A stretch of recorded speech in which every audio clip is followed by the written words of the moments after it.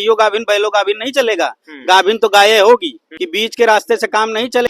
शंकराचार्य लोग कर रहे थे ना, शंकराचार्य की लड़ाई लड़ रहे तो थूक के चला गया इन लोगों के मुंह पे, क्या रह गया, मुंह पे थूक के चला गया।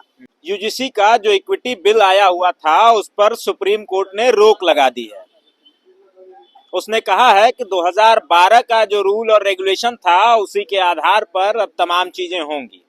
आपकी जानकारी के लिए बता दूं कि 2012 में जो यूजीसी का इक्विटी बिल आया था उसमें केवल एससी और एसटी समाज के छात्रों के लिए प्रावधान थे, लेकिन 2026 में जो संशोधित बिल आया था इसमें ओबीसी को भी इंक्लूड किया गया था।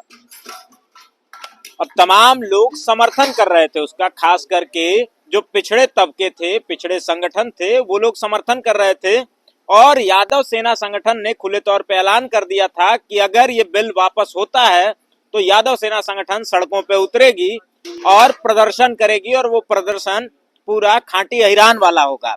बातचीत करेंगे, हमारे साथ यादव सेना संगठन के राष्ट्रीय अध्यक्ष शिव कुमार यादव जी हैं। स्वागत सर आपका। धन्यवाद सर, अब तो स्टे लग गया है, अब तो पिछड़े दलित तमाम जो समाज के लोग थे इनके साथ तो एक तरीके से अन्याय की तैयारी शुरू हो गई है। अभी आप थोड़ी देर पहले कह रहे थे ना कि सुप्रीम कोर्ट ने स्टे लगाया, सुप्रीम कोर्ट ने नहीं लगाया है। सुप्रीम कोर्ट का जो सीजेआई है, चीफ जस्टिस ऑफ इंडिया है, उसकी चोटी आपने शायद देखी नहीं।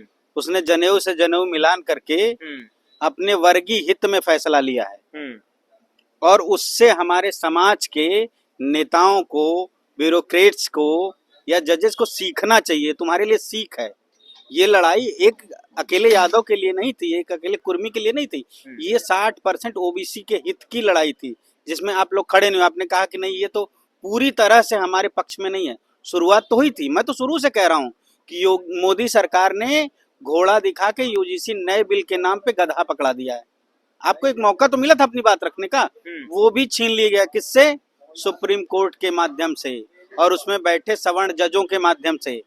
लेकिन मोदी जी ओबीसी की बात कर रहे थे, ओबीसी के हित की बात कर रहे थे, तो मोदी जी क्या, मेरा सवाल पहले मोदी जी से है कि मोदी जी क्या इसको सदन में बाकायदा बिल पारित करके कानून बनवाएंगे? अगर नहीं बनवाएंगे तो मोदी जी छलावा कर रहे थे, झूठ बोल रहे थे और पूरे ओबीसी समाज से ठगी कर रहे थे, जिसमें वो कामयाब हुए।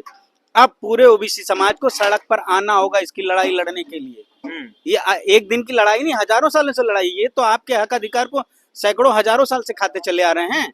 आप उठा के देख लीजिए ना, सेक्रेटरिएट का लिस्ट उठा के देख लीजिए, ब्यूरोक्रेसी का लिस्ट उठा के देख लीजिए, जुडिशरी का लिस्ट उठा के देख लीजिए, आप सुप्रीम कोर्ट के जजों का लिस्ट उठा के देख लीजिए, कहीं का भी लिस्ट उठा के देख लीजिए, कौन मिलेगा? सुप्रीम कोर्ट में 98%, 90% सिर्फ ब्राह्मण है, 2% भी ठाकुर नहीं होगा। नहीं, वो तो है ही है। उसके बाद और जो अदर जातियां हैं या वर्ग हैं, एससी एसटी है, जैसे ओबीसी है, वो 2% में सब सिमटे हुए हैं, और उन्हीं के बराबरी की बात की जा रही थी। अभी आपने सुना होगा कि एक ओबीसी समाज के गंगवार थे जिन्होंने डीएम की परीक्षा दी थी। उनको मालूम क्या दिया गया था? वो रिटर्न में 43-44 नंबर लाए थे, 43 लाए, है ना? और उनको इंटरव्यू में 8 नंबर दिया गया था। वहीं उनके सापेक्ष एक सवर्ण को जो 40 से भी कम नंबर लाए थे उसको 100 नंबर दिया गया था। 100 का 100 उठा के दे दिया गया था, वो सेलेक्ट हो गया और गंगवार डिस्क्वालीफाई हो गया। इसीलिए यूजीसी बिल की जरूरत थी, जिसको साजिशन सुप्रीम कोर्ट ने या यूं कहिए ब्राह्मणों ने, जनेऊधारियों ने ओबीसी के लोगों से छीना है। अगर ओबीसी के लोग सड़क पर नहीं आते हैं, आंदोलित नहीं होते हैं, तो वो जूते के नीचे रहने के काबिल हैं।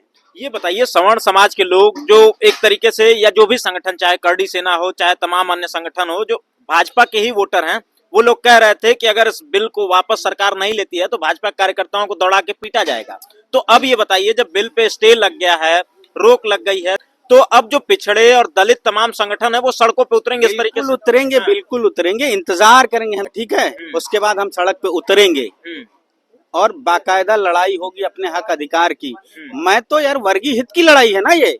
वर्गीय हित की लड़ाई में सारा का सारा सवर्ण, छोटा सा यूट्यूबर हो, कोई इन्फ्लुएंसर हो, कोई विधायक हो, कोई सांसद हो, कोई ब्यूरोक्रेट हो, लोग इस्तीफा तक दे रहे हैं। छोटे छोटे यूट्यूबर रील बना रहे हैं, और हमारे समाज के लोग तो विभीषण से भी बदतर हैं। पता नहीं कितने सैकड़ों हजारों यूट्यूबर हैं, किसी ने एक लाइन बोली, किसी ने एक लाइन रील बनाई, किसी भोजपुरी के स्टार ने एक लाइन की रील बनाई?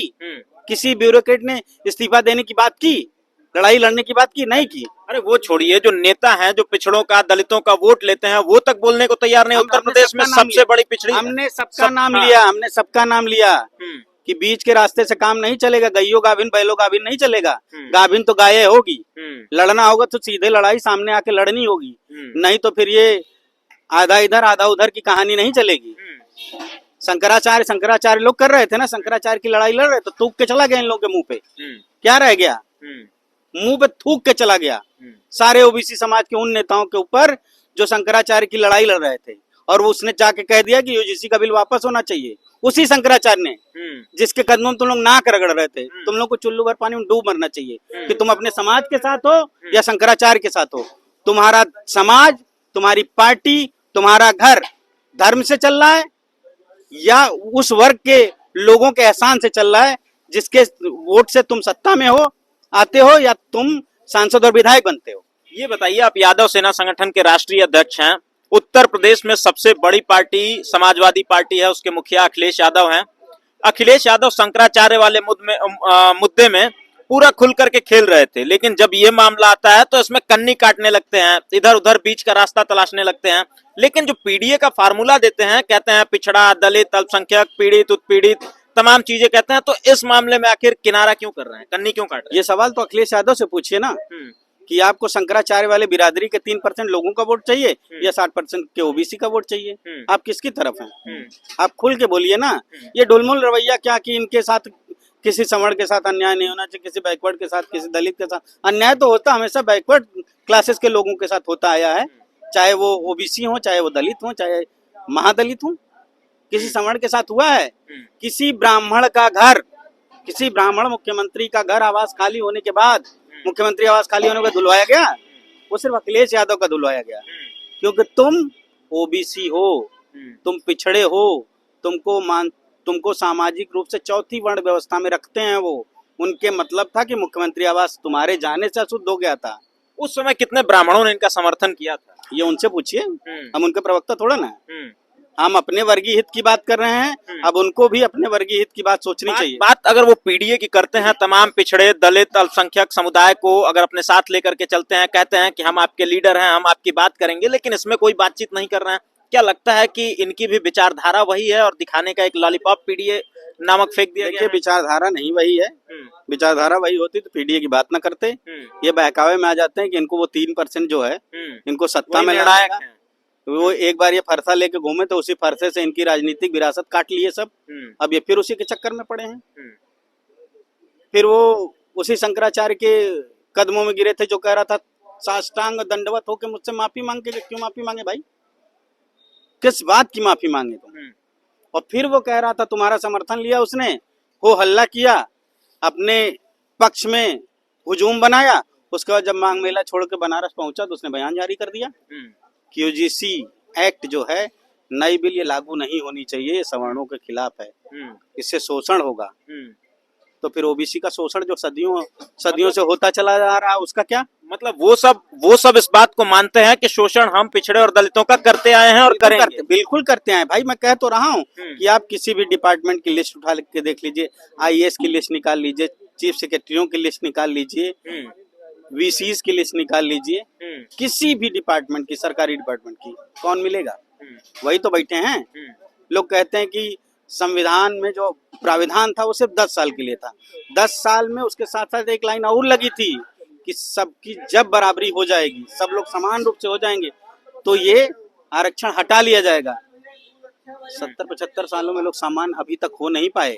जो 3% हैं वो 90% पे कब्जा किए हैं और जो 97% हैं वो भी पहुंच ही नहीं पाए हैं कहीं। जो 60% ओबीसी है उसको 27% आरक्षण मिला है। उसके बाद ये सेक्रेटरिएट में क्या परसेंट है?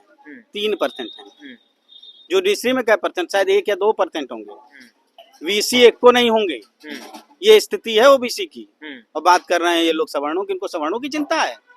अच्छा ये बताइए, सवर्ण समाज के लोग जिस तरीके से सड़कों पे उतर के इस बिल का विरोध कर रहे थे, अपनी मांगों को लेकर के अब ओबीसी समाज सड़कों पे उतरेगा, उसी तरीके से कहेगा कि बिना किसी संशोधन के ये बिल उसी तरीके से किसी संशोधन के नहीं, अब तो संशोधन के तहत पास होना चाहिए।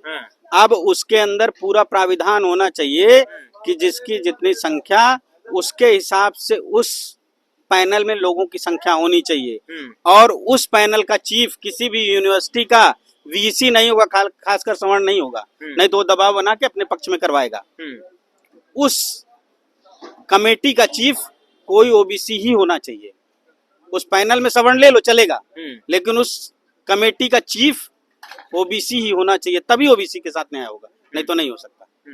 अच्छा, अगला फैसला जब आता है, यदि ओबीसी एससी के विरोध में आता है तो आप लोग क्या करेंगे? यादव सेना क्या करेगी? यादव सेना ही नहीं, पूरा ओबीसी समाज, दलित समाज सड़कों पे होगा। आप देखते जाइए, तो मुट्ठी भर हो करके जो करवा लिए हो सत्ता में बैठ के, व्यवस्था में बैठ के, तो अब इनको डर मालूम क्यों इसका है? व्यवस्था परिवर्तन का डर है इनको। कहीं ये लग रहा है कि ये व्यवस्था ना परिवर्तित हो जाए, जो हम कब्जा किए इतने दिनों से वो कब्जा छूट ना जाए, कम ना हो जाए। हराम की जो लोग खाते हैं ना, दूसरे का हक हुकूक मार के बैठे हैं, जब उनको वो हराम की चीज छूटती और भागती नजर आती है तो बड़ा दर्द होता है। यही दर्द है इनको। 2014 में जब ईडब्ल्यूएस आरक्षण लागू हुआ था तब तो नहीं आप लोग सड़कों पे आए थे? हम नहीं आए थे, हम नहीं आए थे क्योंकि हम तुम्हारा हक अधिकार नहीं छीनना चाह रहे थे। तुम 10% जनरल हो, तुमने 10% ले लिया, अब 90% छोड़ दो ना ईमानदारी से, अगर तुम्हारे अंदर जमीर है तो। लड़ाई तो हक अधिकार की है ना, तुम्हारा हक अधिकार तुम ले रहे थे, हमने दे दिया, हमने नहीं कोई विरोध किया।